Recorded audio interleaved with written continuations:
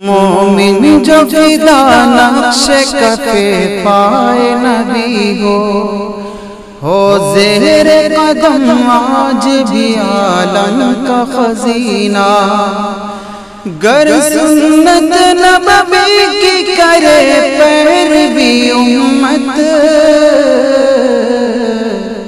तूफान से निकल जाएगा फिर इसका सफीना। तूफान से निकल जाएगा फिर इसका सफीना।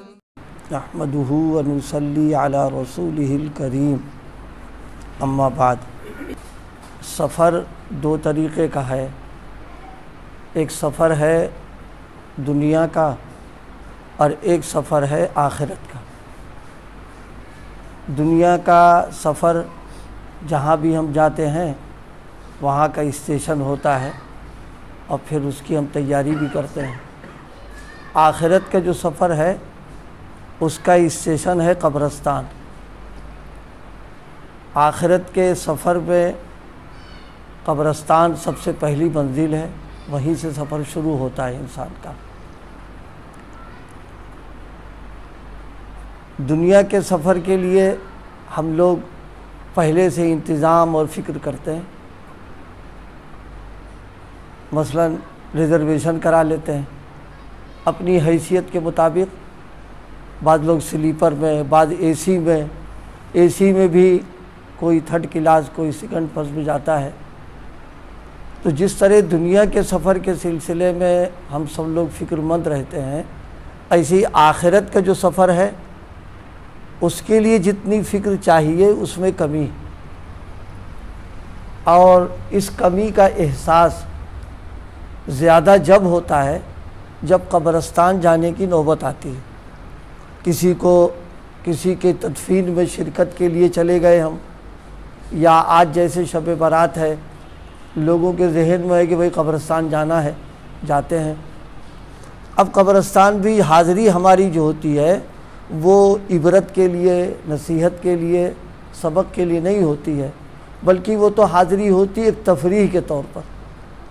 आज भी देखेंगे कब्रिस्तान लोग जा रहे हैं, बस एक भीड़ चली जा रही है, आ रही है, जा रही है और बातें करते हुए।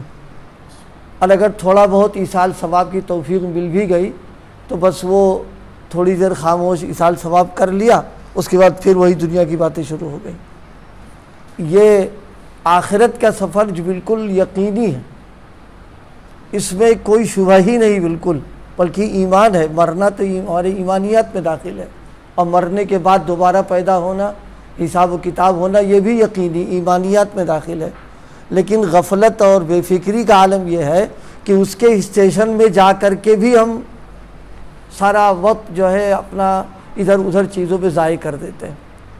हमने कभी नहीं देखा, या आपने भी, कि स्टेशन जा कर के कोई आदमी गफलत में रहे कि साहब उसकी ट्रेन आ गई और देखता रहे और चले ही जाए, बैठे ना। ऐसा तो नहीं होता है। स्टेशन पहुंचने के बाद फ़ौरन आदमी जाते ही पूछताछ के दफ्तर से मालूम करता, भाई ट्रेन कब आ रही है, किस नंबर पे आ रही है, हमारी बोगी कहाँ लगेगी। वहाँ खड़े हो जाते हैं सामान लेकर के अपना, और जब गुजरने ट्रेन आ जाती तो फ़ौरन फ़िक्र करते हैं।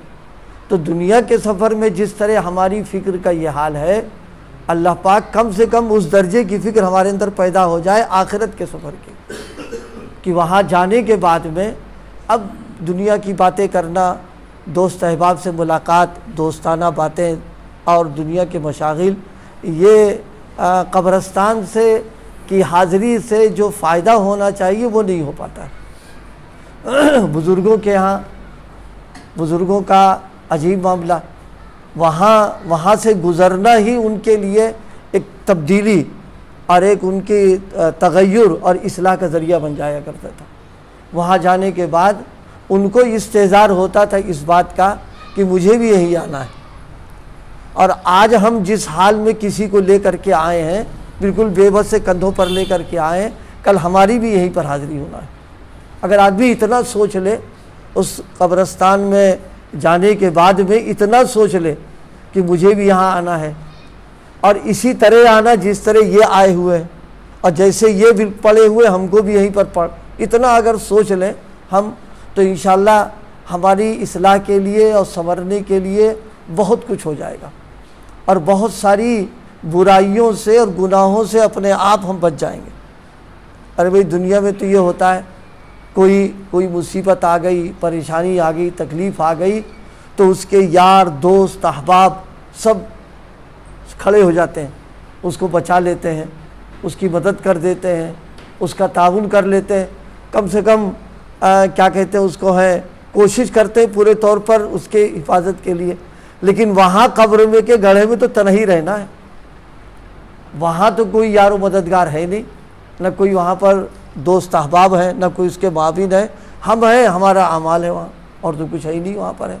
इस चीज़ का अल्लाह पाक हम सबको इस्तेहदार और फ़िक्र नसीब फरमाए। बस जाने के बाद बल्कि होता ये है हम लोगों के यहाँ, ये कमी हम लोगों की है। अव्वलन तो जनाज़ों में हमारी शिरकत जो होने लगी अब है, वो हक़ मुस्लिम की बुनियाद पर नहीं होती है, बस ताल्लुक़ की बुनियाद पर होती है। हमारा उससे चूँकि ताल्लुक़ है, लिहाजा चलो भाई हो जाए, या ये कि हमारे अपने ख़ानदान का है, चलो हो जाए हम, ये नहीं। इस्लामी हक़ है, इंसानी हक़ है, किसी का अगर इंतकाल हो रहा अपन वक्त है तो जाना चाहिए उसके अंदर। अब हमने शिरकत कर ली, रास्ते भर बातचीत होती रहती है, रास्ते भर। एक बुज़ुर्ग जा रहे थे तो किसी ने पूछा, जनाजे में शरीक थे वो, तो किसी ने पूछा किसका जनाजा है, तो फरमाया कि पहले तो फरमाया कि तुम्हारा जनाजा है, अगर नौकार गुजरे तो मेरा जनाजा है, ये जुमला फरमाया। मतलब कहने का ये था, ये क्या पूछ रहे हो किसका है, आज उसकी बारी, कल हमारी बारी आने वाली। तो ये चीज़ कब्रस्तान जाना हो, जाए, जाने के बाद बस ये सोचे कि बस उसको शहर खामोशा कहते हैं, यानी बिल्कुल है आबाद वो भी, लेकिन खामोश है, बिल्कुल सन्नाटा है, उसमें न कोई आमाल है, न कोई इबादत है, न तिलावत है, न ज़िक्र है, कुछ कर ही नहीं सकता। वहाँ तो है जो यहाँ किया वो वहाँ काम आएगा। तो वहाँ जाने के बाद ये फ़िक्र हो जाना कि हमारा भी नंबर यहाँ आने वाला और हमारी हाज़िरी होगी, बस ये फ़िक्र इंशाअल्लाह हमारे बनने संवरने के लिए न किसी तकरीर की ज़रूरत, न बयान की ज़रूरत, ये बहुत काफ़ी उसके लिए कि हमको यहाँ आना है।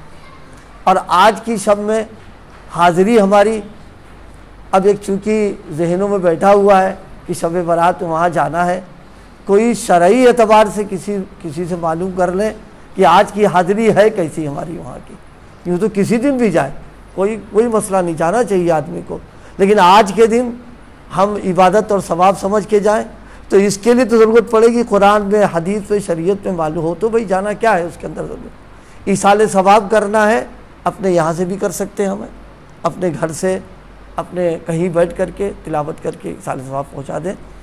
आप सल्लल्लाहु अलैहि वसल्लम भी तशरीफ़ ले गए, लेकिन एक मरतबा गए हैं, एक मरतबा हो गया, सुन्नत अदा हो गई।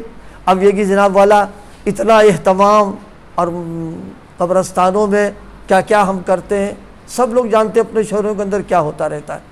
एक ज़माना था हमारे यहाँ शहर हरदोई में, अल्हम्दुलिल्लाह कुछ नहीं होता था, एकदम कब्रस्तान जैसे आम दिनों में वैसे रहा करता था। लेकिन अब धीरे धीरे वो एक खुराफात शुरू हुई उसके अंदर। ये हर आदमी जनाब वाला मोमबत्ती, अगरबत्ती, ये वो शुरू कर दिया जलाना, और साहब वो बाकायदा कब्रस्तान के सामने मेले की शक्ल, इसकी दुकान, उसकी दुकान, उसकी दुकान। मालूम होता है जैसे कोई तकरीब है। अरे भाई कोई त्यौहार थोड़ी ना है, ये हरगिज़ त्यौहार नहीं है। ये तो शब बारात है, कल मैंने बयान किया था, छुटकारे की रात है। जैसे कोई जेल में कैदी पड़ा हो और उसको उम्र कैद की सज़ा फांसी की होने वाली हो और छुटकारे का वक्त आ जाए, वो कैसा वक्त गुजारेगा अपना वो। तो आज तो हम सब लोगों के लिए हम मुजरिम हैं, हम मुजरिमीन को अल्लाह पाक ने माफ़ी के लिए ये वक्त दिया है हमारे लिए कि अगर तुम हमसे आहोजारी करोगे तुम्हारा छुटकारा हम दे देंगे इसके अंदर। अब इसमें हम खुराफात शुरू करते हैं और उसको ये क्या कहते हैं, एक क्या कहते तकरीब समझने लगे कि साहब ये भी कोई खुशी का दिन है। बाज़ लोगों को देखा नहा के अच्छे कपड़े उम्दा पहन करके जैसे कोई ईद का दिन हो रहा, और जनाब वहाँ गए, दुकानों में लग गए, ये खाना वो पीना, तो कब्रस्तान जा कर के इबरत क्या मिलेगी उसके अंदर। अल्लाह पाक हम सब लोगों को सही दीन पर अमल करने की तौफीक अता फरमाए। देखिए दीन जो है वो अपनी ख्वाहिश और अपनी मनमानी अमल करने का नाम थोड़ी ना है। दीन नाम है कुरान, हदीस शरीयत पर अमल करने का। जितना शरीयत ने कहा उतना करें, उससे ज़्यादा करना तो बस अपने जी को खुश कर लेना है। लेकिन अल्लाह के यहाँ तो मुआवजा होगा, मुआवजा इस पर होगा तुम मेरे बंदे थे और बंदे होकर के तुमने अपनी मनमानी मामला किया। अरे बंदे थे तो अब बंदगी करते, मेरे कहने पर अमल करते हैं। इसलिए भाई हम सब लोगों को अल्लाह पाक ये समझ अता फरमा दे कि जैसे दुनिया के सफ़र में हम स्टेशन जाते हैं तो गफलत और बेफिक्री की बात नहीं होती है, इसी तरह आखिरत का स्टेशन कब्रस्तान है। वहाँ जब हमारी हाज़िरी हो तो फिर बस वहाँ फ़िक्र के साथ और कम से कम दर्जे की बात इस्तेहज़ार रहे, इसका इस्तेहज़ार रहे कि एक दिन मुझे भी आना, मेरा भी वक्त है, मुझे भी आना है, ज़िंदगी ख़त्म होगी और पूरी ज़िंदगी का हिसाब मुझको देना है यहाँ करके। और चंद सवालात तो वो हैं जो अल्लाह पाक ने अपना एहसान फरमा करके उन सवालात को जिसे कहते हैं आउट कर दिया पर्चा। दुनिया में किसी इम्तिहान का पर्चा आउट नहीं होता, अगर कहीं लीक हो जाए तो इम्तिहान मुलतवी कर देते हैं और उसकी खैर नहीं जो फंस जाता है उसमें कि कैसे पर्चा लीक हो गया।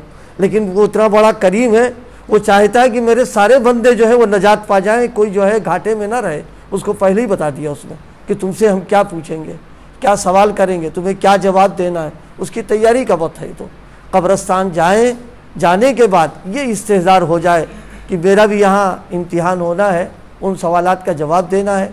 ज़ाहिर के जवाब सही तो जब देंगे जब तैयारी करेंगे उसकी हम यहाँ पर, बस ये फ़िक्र हो जाए। आज के आमाल में जो अहम अमल है वो रात में जागना, तहम्मुल जितना हो सके। ये नहीं कि रात जगाई शुरू, पूरी रात जाग रहे हैं और फजर मालूम हुआ कि चली गई और दिन तो पढ़ते थे आज कज़ा कर दी, ये नहीं। जागना है रात में जितना तहम्मुल हो सके और जागने में रोना, आहुजारी करना, तौबा करना, माफ़ी मांगना अपने जुर्मों की। आज की रात में अल्लाह की तरफ से ऐलान होता है कि कोई है मग़फ़िरत का चाहने वाला, बख्शिश चाहने वाला, कि मैं उसके लिए, ज़ाहिर है अल्लाह पाक जब देने का फ़ैसला कर रहे तो हमको लेना भी उसमें चाहिए। हमारे यहाँ ये भी होता है मगरिब के बाद, सूरज गुरूब होने के बाद से वो कीमती लम्हा शुरू हो जाते हैं।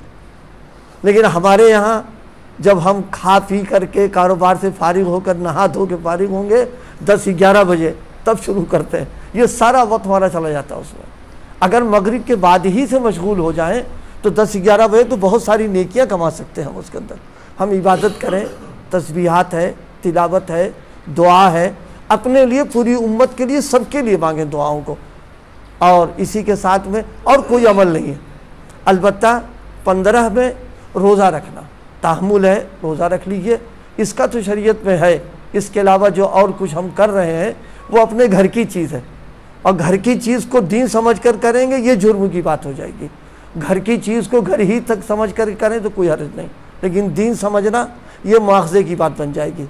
तो आज की गुफ्तगू जो रही वो ये कि सफ़र दो हैं, एक दुनिया का सफ़र है, एक आखिरत का सफ़र है। दुनिया के सफ़र में जैसे फ़िक्रमंदी होती है, आखिरत के सफ़र की भी हम सबको फ़िक्र होना, वहाँ की तैयारी करना।